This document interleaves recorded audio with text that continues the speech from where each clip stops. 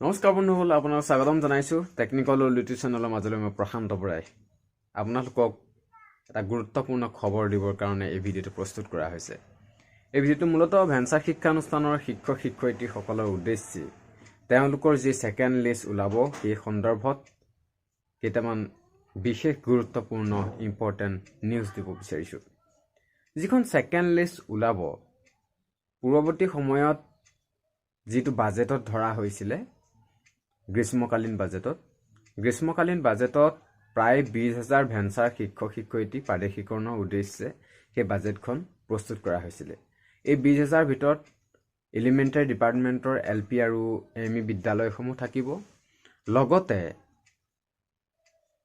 Secondary ডিপাৰ্টমেণ্টৰ high school, higher secondary আৰু junior কলেজসমূহ থাকিব, আৰু হায়াৰ এডুকেশ্যন ডিপাৰ্টমেণ্টৰ কলেজসমূহ থাকিব, ডিগ্ৰী কলেজসমূহ।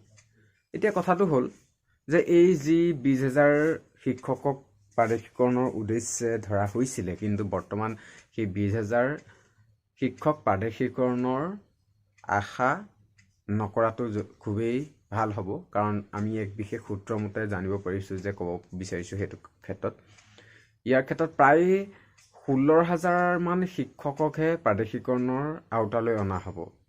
পূৰ্বৱৰ্তী সময়ত যদিও 20,000 ধৰা হৈছিল, কিন্তু এতিয়া প্ৰায় 16,000 মান শিক্ষককহে প্ৰাদেশিকৰণৰ উদ্দেশ্যে ধৰা হ'ব। যিসমূহ শিক্ষক বাদ পৰিব 20,000 শিক্ষকৰ পৰা, সেই যি 4,000 শিক্ষক বাদ পৰিব, সেই বাদ পৰা শিক্ষকসকল মেইনলি ড্ৰপ আউট পোষ্ট আছে, আৰু কলেজৰ বহুতো বিসংগতিৰ কাৰণে তেনেকুৱা পোষ্টসমূহ থাকি গৈছে। লগতে বাদ পৰা শিক্ষকসকলৰ ভিতৰত হাইস্কুলৰ যথেষ্ট শিক্ষক থাকি গৈছে, আৰু হায়াৰ ছেকেণ্ডেৰীও তেনেধৰণৰ, আৰু জুনিয়ৰ কলেজৰ তেনেধৰণৰ শিক্ষক বাদ পৰিছে। আৰু এলিমেণ্টাৰী ডিপাৰ্টমেণ্ট অৰ্থাৎ তিনিটা ডিপাৰ্টমেণ্টৰে আমি ক'ব লাগিব সামগ্ৰিকভাৱে, তিনিটা ডিপাৰ্টমেণ্টৰে বহুতো শিক্ষক ইয়াৰ পৰা বাদ পৰিছে। প্ৰায় 4,000 শিক্ষক বাদ পৰিছে 20,000 পৰা, কিন্তু 16,000 শিক্ষকক প্ৰায় 16,000 শিক্ষকক প্ৰাদেশিকৰণৰ আওতালৈ অনা হ'ব।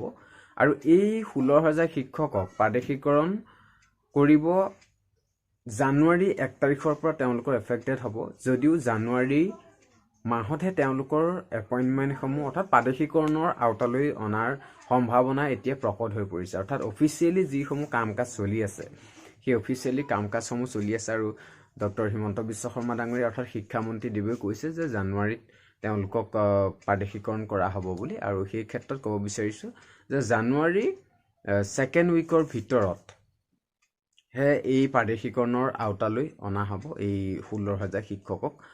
আৰু যিসমূহ লিষ্ট ওলাব ছেকেণ্ড লিষ্টটো ডিচেম্বৰ মাহৰ ভিতৰতে খুব সম্ভৱ ওলোৱাৰ সম্ভাৱনা মই কৈছোঁ যে 30 তাৰিখৰ ভিতৰত, মই পূৰ্বৱৰ্তী সময়ত কৈছিলোঁ ডিচেম্বৰ 30 তাৰিখৰ ভিতৰত প্ৰাদেশিকৰণৰ সেই ছেকেণ্ড লিষ্টটো প্ৰকাশ পাব। প্ৰভিজনেল যিটো লৈছে, প্ৰভিজনেল মানে এইটো হ'ব ফাইনেল লিষ্ট।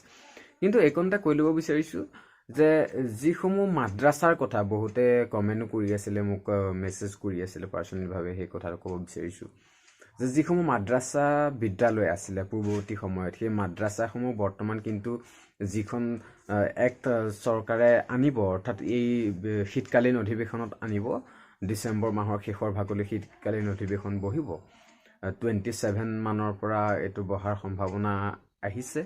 কিন্তু এইটো ক'ব বিচাৰিছোঁ যে এই যিখন এক্ট আহিব, এই এক্টত সংস্কৃত টোল আৰু মাদ্ৰাছাসমূহ বন্ধ কৰা হ'ব। অৰ্থাৎ সংস্কৃত টোল আৰু মাদ্ৰাছাসমূহ বন্ধ কৰিব মানে এনেধৰণে বন্ধ কৰিব, তেওঁলোকৰ বিদ্যালয়সমূহ থাকিব, তেওঁলোকৰ যিটো এটা পোষ্ট আছিলে যে তেওঁলোকৰ এটা শিক্ষা, ধৰ্মীয় শিক্ষা, বিশেষকৈ মাদ্ৰাছাসমূহত ধৰ্মীয় শিক্ষা প্ৰদান কৰাৰ কাৰণে যে এটা পোষ্ট দিয়া হয়, ফিকা এনেকৈ এটা যিটো মানে পোষ্ট আছিলে ফিকা এনেকা, সেই পোষ্টটোহে ইয়াত বাতিল কৰিছে। কিন্তু বাকী যিসমূহ পোষ্ট আছে ভেঞ্চাৰ ক্ষেত্ৰত ক'ব বিচাৰিছোঁ, যিসমূহ বাকী পোষ্ট আছে জেনেৰেল পোষ্টসমূহ, অৰ্থাৎ গণিত, বিজ্ঞান, ছ'চিয়েল, আছামিজ, ইংলিছ, এনেধৰণৰ যিসমূহ পোষ্ট আছে, সেই পোষ্টসমূহ একেধৰণে বাহাল থাকিব, তেওঁলোকৰ পোষ্টসমূহ কৰ্তন নাযায়, তেওঁলোকৰ মাদ্ৰাছাসমূহো তেওঁলোকৰ কৰ্তন নাযায়। কিন্তু এইটো ক'ব বিচাৰিছোঁ যে তেওঁলোকৰ মাদ্ৰাছাসমূহ মাদ্ৰাছা বুলি নাথাকিব, তেওঁলোকক এপইণ্টমেণ্ট দিওঁতেও তেনেধৰণে নাথাকিব, তেওঁলোকৰ এপইণ্টমেণ্টসমূহ হাইস্কুল হিচাপেহে থাকিব।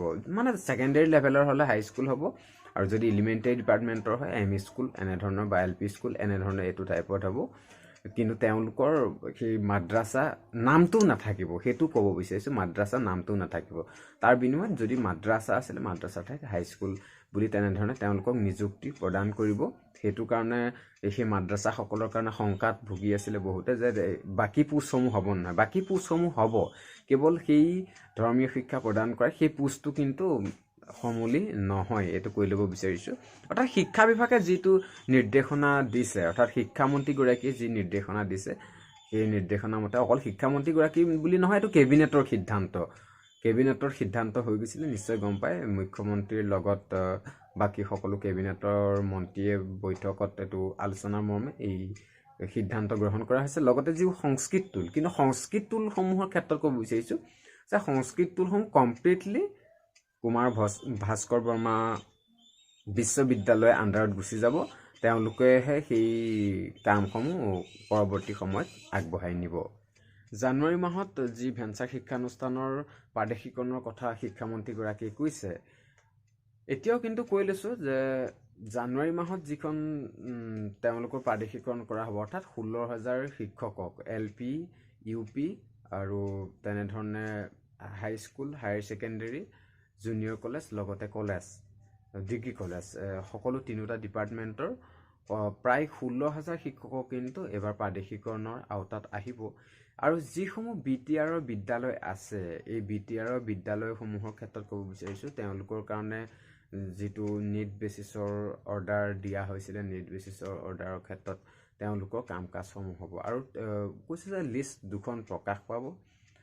এই লিষ্ট দুখনত এখন লিষ্ট থাকিব টিচিং ষ্টাফৰ আৰু এখন থাকিব নন টিচিং। অৰ্থাৎ টিচিঙৰ লগত কিন্তু নন টিচিং লিষ্ট একেলগে নহয়, দুখন সুকীয়া সুকীয়াকৈ লিষ্ট প্ৰকাশ পাব। টিচিং ষ্টাফৰ লিষ্ট আৰু নন টিচিঙৰ লিষ্ট। প্ৰথমতে টিচিং ষ্টাফৰ লিষ্টহে আহিব আৰু ছেকেণ্ডত আহিব নন টিচিঙৰ লিষ্ট। তেনেধৰণে প্ৰাদেশিকৰণৰ প্ৰক্ৰিয়াটো পৰ্যায়ক্ৰমে আগবঢ়াই লৈ যাব। আৰু যিসমূহ ইছ্যু ডেটত পৰি আছিলে, অৰ্থাৎ BTRৰ বাহিৰৰ যিসমূহ বিদ্যালয় ইছ্যু ডেটত পৰিছিলে, সেইসমূহৰ ক্ষেত্ৰত কিন্তু এতিয়ালৈকে কোনো ধৰণৰ সিদ্ধান্ত লোৱা নাই। অৰ্থাৎ কেতিয়াকৈ প্ৰাদেশিকৰণ হ'ব সেইটো এতিয়ালৈকে সিদ্ধান্ত লোৱা নাই।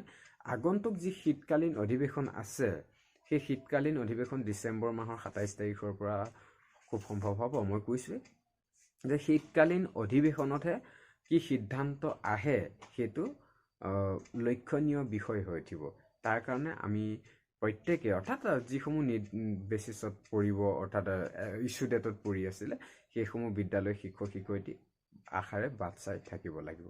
আৰু পৰৱৰ্তী সময়তো তেনেধৰণে আগবাঢ়িব। শিক্ষা বিভাগৰ এনেধৰণৰ যথেষ্ট গুৰুত্বপূৰ্ণ আছে। আৰু যিসমূহ কলেজৰ কথা কৈছে, কলেজৰ কিন্তু যথেষ্ট সংখ্যক পোষ্ট বাদ পৰিছে পূৰ্বৱৰ্তী সময়ত। ফাৰ্ষ্ট লিষ্টত গম পায়, আৰু ছেকেণ্ড লিষ্টতো তেনেধৰণে যিসমূহ বিসংগতিপূৰ্ণ পোষ্ট, সেইসমূহ পোষ্ট তেনেধৰণে বাদ পৰাৰ সম্ভাৱনা খুবেই প্ৰকট। আৰু তেনেধৰণে DLED BEdটো কথাটো বাৰে বাৰে নকওঁ, পৰৱৰ্তী সময়ত সমুদায় কম আপোনালোকক। ভিডিঅ'টো চাই থকাৰ বাবে আপোনালোকক ধন্যবাদ।